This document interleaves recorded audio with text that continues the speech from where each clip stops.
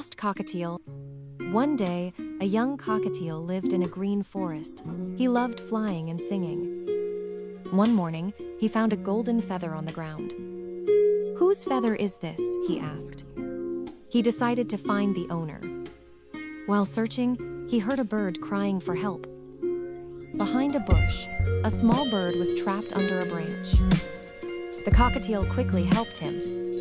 The little bird was very happy. Then he saw the golden feather. "That's my feather," he said. The bird explained that strong wind had carried him far from home. The cockatiel decided to help him return. Together they crossed the forest. After a long journey, they found the bird's family. Everyone was happy. The little bird thanked the cockatiel for his kindness. Before leaving, he gave him a blue feather as a gift. The cockatiel smiled. Moral: helping others brings true happiness.